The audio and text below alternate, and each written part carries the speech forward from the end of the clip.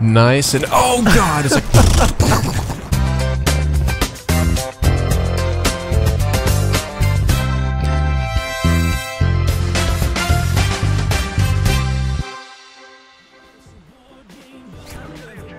Good day everybody and welcome to another Memoir Mondays. Memoir Mondays is where we talk about some funny shit that's happened in our lives that we think you'll also find entertaining. So come, sit around the fire and enjoy a Memoir Monday. Hello Edward! Hey guys! It's a good intro, I'm sticking with it. I've done it for the past 5 videos. I'm getting better, but I'm a little bit nervous because we're in the presence of, compared to us, someone who's YouTube famous. Yeah.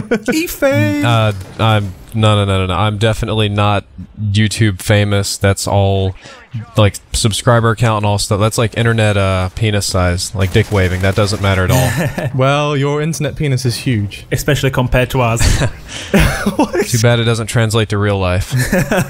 Well, I feel very sorry for your wife.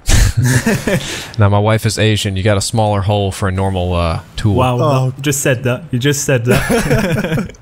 So, for those who don't know, Memoir Monday is where we talk about funny stories, and rather than, explain what it is, we're going to go straight into it. So, Ed, do you want to start off? It's one of your stories this week. Yeah, one of my stories is about one of my brothers. I'll try not to name him. Last time I did this on our channel, I slipped up and named him halfway through, so you'll find it out. But he's got a tendency to lie a lot. He's about 12 years old, and some of the stories he comes out with are just ridiculous.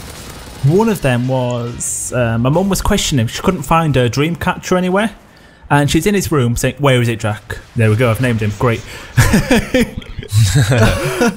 We'll bleep it, it's fine. It's like a swear word. Great. Yeah, so say, cool. Where is it and stuff. He's there denying, going, I don't know where it is. I just don't know where it is. And she's watching him. It's literally right above his head, by the way. And he's just laying on his bed, denying it till the end, saying he doesn't have a clue where it is. So he's basically the world's best thief. I know. Oh, wait.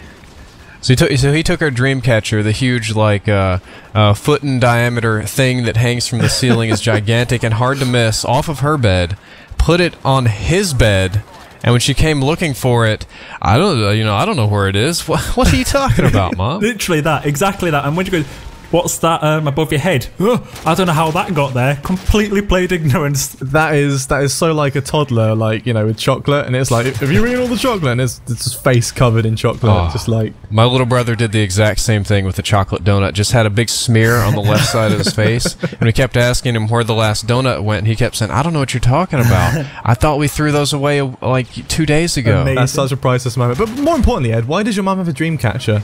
I don't know why she had one. It wasn't the huge ones, but I don't know. Someone must have bought her it. I mean, she's not that kind of hippie style kind of person. If I'm going to insult someone, hippie, you're calling him? Yeah, okay, all right. So hippies apparently just use dream catchers. That's all they do. That's literally the criteria to become a hippie. If you have a dream catcher, you're a hippie. Yeah, that's it. Checklist. Oh man, those are actually pretty common in the U.S. because they're a Native American thing, and I can go to like Walmart and buy dream catchers. Yeah, but do people think that they work? Not really. They're kind of decorative in a way. Some people think that they work. Some people, as you say, hippie, spiritualist, new agey kind of, they'll swear by them. But then again, they'll also swear by crystals and stuff. Like you go to the shop and it'll have little signs by all the crystals that say poisonous, not for human consumption, because they'll buy them and like grind them up and put them in an elixir or something. I've got another one of my brother's stories where it's just another one where he literally just lies to his teeth. He had his Xbox and we lent him, because I didn't have an Xbox anymore, so I lent him all my games. This is a hateable offence, by the way. I've heard this story before. And about 6 months after owning his Xbox, he gets bored with it and sells it. Going, "Oh cool, Jack, so can I have my games back? Because obviously they're still worth something." And he goes, "Oh, you never gave me any games." I'm like, No, Jack. I gave you all my games. I'm just going to keep naming him. It's easier. Oh god, we're just going to name him and shame him. It's impossible not to name him for, apparently. But he just absolutely denied it. I go around to his friend's house where he sold the Xbox. They're all there. He still denies it. He's claiming that he must have bought identical games, and he couldn't claim it. He just lies through his teeth. Even if you put evidence right in front of him, he still denies it till the end of the earth. It was ridiculous. Is your brother dumb, or is he a sociopath? I'm going to guess a combination. I mean, he's not always dumb, but he just no matter what evidence you have, even if you had a tape of him, an audio and transcriptions of everything going on, it'd still deny it, no matter what proof you had. I will point out, this is like the 4th video we've done about stories of you. It feels like the 4th video of stories about your brother. So he's genuinely really, really amazing at somehow like bullshitting you continuously. I think he honestly like convinces himself though, because to him obviously, because he gets outright angry if you keep questioning it. So he must believe himself, like he convinced in his head that he hasn't done these things at that moment in time. It's like method acting or something. It's ridiculous. Method acting. Some people do that. My mom's like that, although hers is much more, violent and horrific, but she'll just convince herself that something happened, and no matter what you tell her, it does not get out of her head. The other story is, some of you on my channel may have already heard this.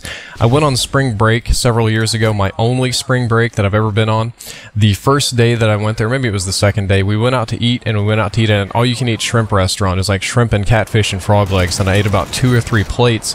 But what I didn't know is that they didn't clean the shrimp right, so I ended up getting food poisoning. Oh, shrimp. I started settling in late that night.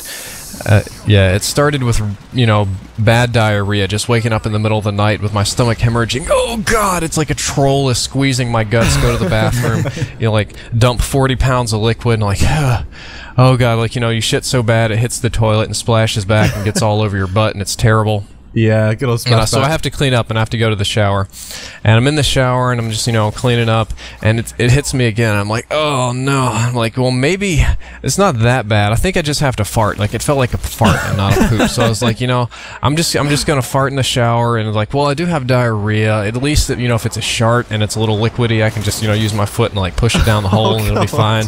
Okay. So I just am like, okay, I'm just going to let this one out nice and easy, oh, God, it's like my ass is like a rapid-fire shit cannon, just blowing chunks and chocolate milk all over the walls and everything, and got poop all over everybody else's shampoo and soap and razor blades, and it continued all night long. Some of my friends came back and they were totally wasted, and they were just slamming me constantly. Who shits in the shower? What are you, a caveman? Are you a barbarian? What's your problem? I shit my pants twice. One of the underwear ended up on the balcony, and they went out on the balcony to get away from the smell. They saw the underwear, screamed and kicked it, and it went flying off the 7th-story balcony and landed somewhere down by the pool. I'm sure somebody found it in the morning. So I'm suffering here, like I'm throwing up blood at this point. And they're just constantly railing me, but they're drunk, so they come back with pizza, and they sit down in between the twin hotel beds, and I'm on the far bed, so to get to the bathroom, I have to cross the other bed, or, go around it.